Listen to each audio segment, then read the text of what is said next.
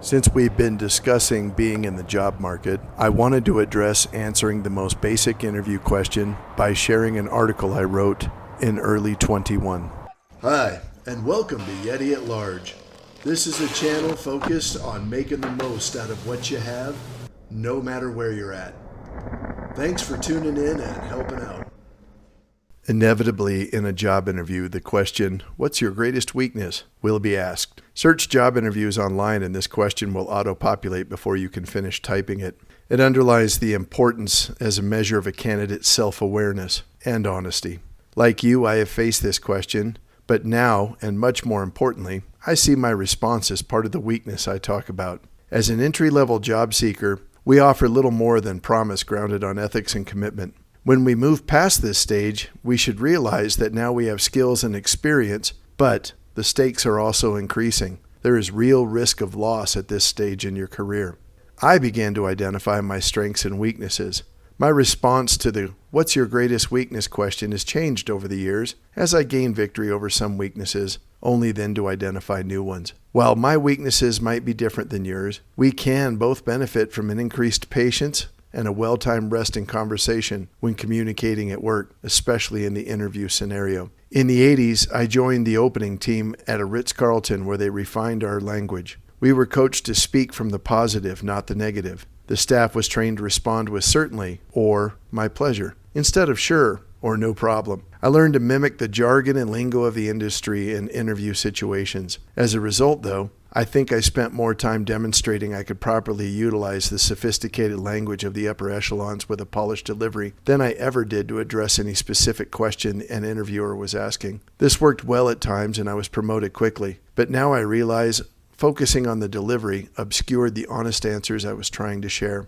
I remember trying this on my Midwestern grandfather. He was a patient, soft-spoken man, but blisteringly smart. He told me I was too clever by half. I failed to understand what he was saying until I read a story about an editor who was struggling to write one of the most important headlines of all time. This is an editor that had announced the assassination of the Kennedy brothers and Dr. King, so he was aware of the gravity of the occasion. Wilfred Slater was remembered for loving wordplay and obscure facts. He was known for having a quick wit and an eloquent writing style. I thought to myself, man, I'm going to learn something really important about timeless communication. I prepared myself to hear a great truth about inspiring people. But instead of learning some timeless Greek quote or a silky French poem, I saw the simplest, most beautiful writing I had ever read, and it changed me in an instant. The headline was printed. It had 3 words, 3 syllables, and only used 4 different letters. It was one of the biggest events of all humankind, and it was just simply announced with "Man on Moon." You'll be hard-pressed to find a more accurate, concise, and specific message anywhere. When you enter the phrase into an online language translator, it proves to be just as concise in dozens of languages. This universality ensures the message is likely to be understood and appreciated regardless of the receiver's filter, experiences, or education. Wilford, being humorous though, had the headline printed in green to remind us that we know the moon is made of cheese. My motivations were never just to impress for the sake of image. My goals were to inspire people and bring us back to a time when we really shared the spirit of our thoughts. I never intended to be seen as arrogant or haughty. After all, I grew up in a post-groovy, pre-homey era where slang became a form of identity. My slang was unique to me, but overly complex for the times. Ever since I read Man on Moon, I have been working to simplify, simplify, simplify, and slow down. My weakness is one I have worked long to overcome. I need to slow down in the moment, consider my reactions. I need to allow more space for the other party to be fully heard and to know they are appreciated for the knowledge, skills, and abilities they bring to any given professional situation. I discovered I can have a different reaction to the information a day or so later than I did at the moment I learned it. Like the kid in the lunchroom who thinks of the perfect comeback to a rival walking home from school. This is natural. We all need time to process information. Avoiding the desire to have an immediate response is my goal. Really listening and understanding, not just waiting for a gap to jump in with a well-rehearsed answer. There are times in our careers when we need to be quick with communication. but this is the great exception to the normal where patience and thoughtfulness serves us best. This reflex to pounce can hinder our relationships by leaving people with the wrong impression we have little interest in their contributions, when truthfully, we seek their participation on the ground level. The secret to any success I may have had is curiosity. I crave learning from others, their best practices, and the what not to do lessons.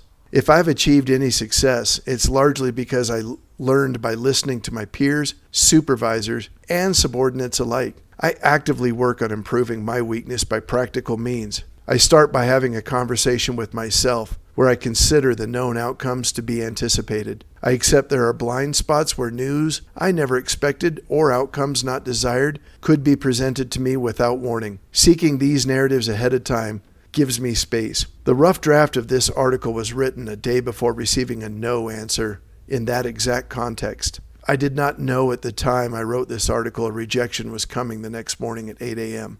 Looking back, I am glad I put this on paper ahead of time. The exercise gave me the space to be patient in my response. We can all appreciate being in this position, being caught off guard, not having the answer, or not knowing the best response. Now more than ever, we respect the person who, in the moment, says, I need more information, I need more time, or asks, what do you think? Doing so is a sign of strength. It shows you are as interested in the other party's input as you are in presenting yourself or defending yourself. Being told no or not yet is a form of disagreement. Many people will tell you they are conflict adverse. This is especially true where conflict represents risk. We guard our position, our hard-earned equity. We are careful to avoid jeopardy with our words or needlessly engaging in conflict with our teams. History bears witness to disagreement being the catalyst for good ideas and needed change. Now more than ever, I appreciate the power of disagreement for good. Being an intuitive diplomat, I tend to seek commonality with people. I am not conflict adverse, but I believe most people have earned their position and will approach situations with good intentions, seeking to make things better. When examining my weakness in this context, I see where the first statements I tend to make are a result of reflective listening. I hurry to demonstrate I heard you, especially if it represents bad news for me, and I perceive you're uncomfortable with the situation. In the past, when I did not get the reaction I expected, I was puzzled. I've always treated people with tact and discretion, oftentimes at a level far greater than I was treated with. What I am learning to do in this moment is to be patient, to curry information from the individual or group I'm interacting with. In a job interview scenario, the bad news is learning you didn't get the job or the promotion. It is okay to leave ample space in this moment, even to be disappointed if that's what you're feeling. Here is the time to distill your language and delivery to the simple terms at a patient tempo. The very best communicators have been masters of simple language. They have been specific, accurate, and concise.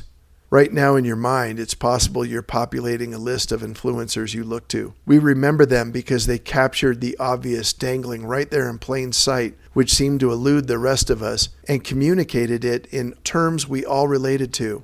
I think of how the Gettysburg Address is 7 times shorter than this article, but communicates infinitely more. Having a conversation about your weaknesses by using simple words is the shortest path to converting your weaknesses into strengths. Start by having this conversation with yourself and your core group before sharing it with an interviewer. Then you will be better prepared the next time someone asks you about your favorite subject. You. Take your time. Be patient. Share who you are, what you do best, what you are working to do better. Use simple, honest language and communicate the best you.